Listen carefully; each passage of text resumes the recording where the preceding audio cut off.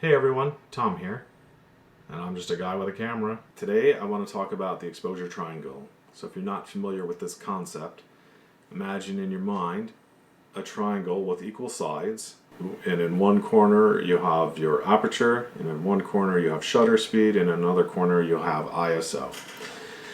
These three settings on your camera are intrinsically linked together, and people often ask me how to take better photographs. So I just got a brand new camera and I want to learn to use it, be more efficient with it, get better with it. So I think the exposure triangle is extremely important to understand, and it will help people move their photography forward. So go from full auto into one of the semi-auto settings, or move from semi-auto settings into a full manual mode. The reason I shoot full manual mode is I want total control over what the camera is doing to get the shot exactly the way I see it in my mind. So whether that's a shallow depth of field with a large aperture, meaning a small f-stop number, shutter speed doesn't always play a significant role for me.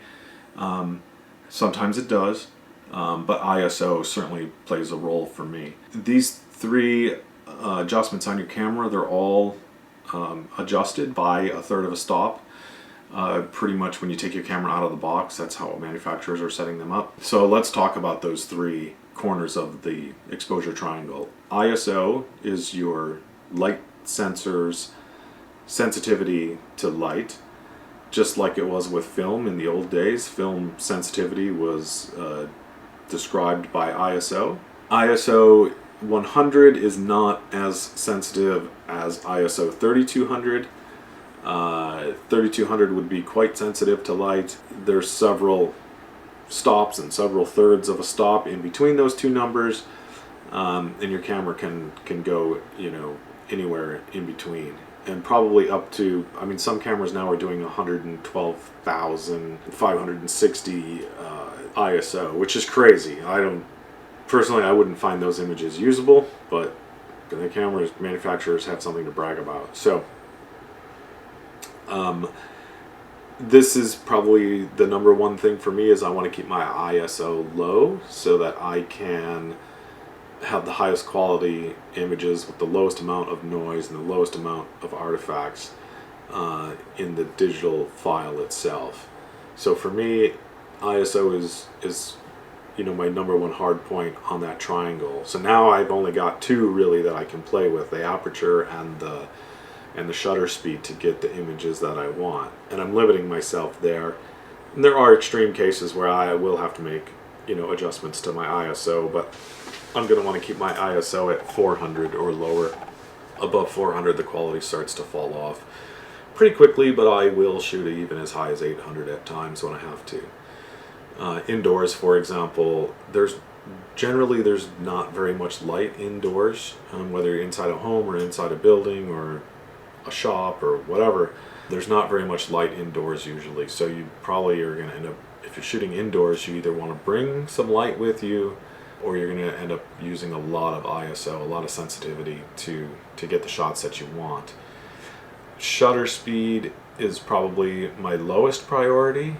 As long as if I'm hand holding the camera, as long as I can shoot above 1/100th of a second, I'm pretty confident I'm going to get sharp shots. And then aperture is my second priority to ISO, because I want to control that depth of field. I want to control how that image looks. Talking about all of those, I like to shoot a lot of vintage lenses. I buy vintage lenses because I think they have a cool look to them and they can be really affordable. This is a Carl Zeiss 200 2.8 prime. It was made in the late 70s. It's a fantastic lens. It's got a great look to it, which is another thing I like about these lenses, is they're not super contrasty, or the highlights and shadows just look better on some of the vintage lenses, I find. So I want to shoot at 1/100th of a second, where I know that I can hold the camera steady long enough to get a sharp image. Anything less than 1/100th and I'm not very comfortable, I'd prefer to be in a tripod. Indoors, probably a tripod if you want to have low ISO and you want to have above 100th of a second. And then now those things might determine your aperture. Aperture, is the depth of field. A shallow depth of field would maybe keep my face in focus and blur the background in a shot like this.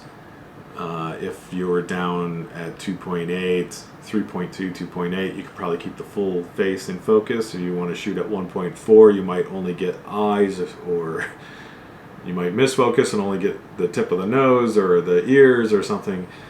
And it doesn't take a lot of change in distance between the subject and the camera to really blow it when you're shooting at a very wide aperture. So if I'm shooting a car, I'm probably going to be shooting around 5.6, like for a 3/4 view. And if it's just a profile, yeah, I can shoot a little bit wider aperture. So aperture is really important to me. ISO is even more important, that I want to keep all the noise down. As you go up in ISOs, you're probably going to introduce noise and different artifacts that I want to keep out of my images. And shutter speed as long as I'm above 100. So think about it like this. Once you set up your perfect exposure, or once you know your perfect exposure using your light meter, using an external light meter, whatever your method is for that, maybe it's something artistic where you want to underexpose it, or based on the light meter it's going to appear to be underexposed, but you have the subject perfectly exposed. And once you know your perfect exposure, and let's say, I actually set it up at 5.6, but now I think there's something too close to the subject and I want that to be blurred out as well, so I'm gonna open up my aperture. For every third of a stop that you open up your aperture, you need to go faster with your shutter speed, or you need to modify your ISO. And you might be locked in at your ISO if you're already down at 100. You can't make it less sensitive to light. The only thing you can do is speed up your shutter to take away some of the light. In contrast to that, I like to shoot panning shots when I'm doing motorsports and I'm at the racetrack. And if it's a cloudy day, I actually kind of prefer shooting on cloudy days. Well, one, it knocks down the glare on the car, and two, now I can open up, f-stop can be opened up. But on a sunny day, I can stop down the aperture and I can get into a really wide depth of field, maybe f13 or f16, shooting at an 80th of a second on 100 ISO, and I have a lot of confidence that car is going to be in focus from all the way across the car, front to back, across the hood, across up over the car or whatever. So I actually I like to shoot like that when I can, and that's one of my favorite shots. But just keep in mind that on the exposure triangle, all these things are locked together. So if I'm shooting at f13 at an 80th, I actually would set up the shot a different way. I wouldn't think about it like that. I want to shoot at 100 ISO, so I'm already the least sensitive light setting that I can get to. Now I'm going to, for a motorsport shot, a dynamic shot, or the vehicle's moving, my shutter speed is going to be very important to me if I'm doing a panning shot. So depending on the pace of the car as it goes past me, I'm going to set my shutter. So now the aperture is the third one that is a priority to me. It's the least of the priorities to me. So it could end up at f13, or I could end up down at f2.8. I don't like to shoot at f2.8 for a moving subject, because you only get usually just part of the subject in focus, not the full subject. And there might be creative reasons why you would want to do that. I've done it in the past, but I prefer to have my panning shots in focus from bumper to bumper, as much of the car that can be seen, and let the background be completely blurred. If you haven't tried that technique, it's really fun. Try to get down to a 15th of a second if you can, and if you can't do it handheld, try a fluid head on your tripod. It's a lot of fun. The results will blow your mind. Going back to the exposure triangle, in summary, 3 corners, aperture, shutter, ISO. It actually doesn't matter how you arrange those, just visualize in your own mind. And maybe I'll try and link some resources. A lot of people have written about it, so maybe there's something I could attach that you could actually physically look at or physically print and keep with you or whatever. But just know that once you find your perfect exposure, if you decide that you're going to change something, you want less depth of field because you want more bokeh behind, or you have to shoot fast because the wind is blowing. You don't want the tree leaves to be blurry, or maybe you do. Maybe you want a woman to keep her face perfectly still and let her hair blow in the wind, and now you want a little bit longer shutter speed.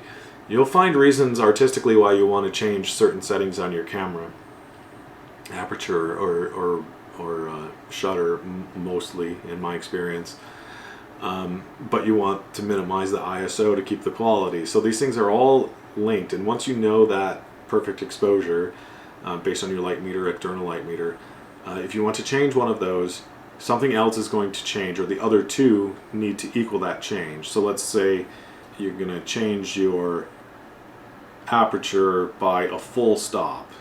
Now you need to change your shutter by a full stop, or you need to change your shutter by a third of a stop and your ISO by 2/3 of a stop, or vice versa. That's good information to know, and when you really shoot a lot and you're looking through the camera and you're looking at your light meter and you're looking at your settings and you think about these things, I usually don't adjust ISO unless I have to, but if I shoot in one direction and I know it's 2/3 of a stop different lighting, if I change directions, like say I'm at a racetrack and I got one corner over here and one corner over there, or an autocross, and I can shoot in two different directions from one location, but I know there's 2/3 of a stop or a full stop between the two, I have to decide, like, how am I going to compensate for that with aperture or with shutter, and then as I'm turning, I'm adjusting the camera. I want to have the exposure correct for both directions.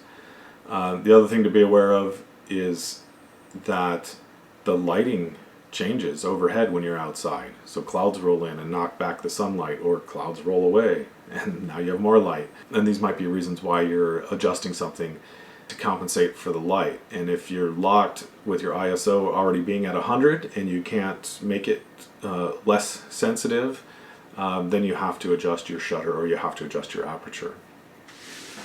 So just a real quick thing on exposure triangle. If sparked any questions for you, leave the questions in the comments below, and I do respond to all of those. And if you have other questions about photography that you want asked, it helps me, develop content ideas for the future. Let me know, and yeah, we'll see if we can do some more of these and help people get started with their own photography adventure. So thank you, and we'll see you next time.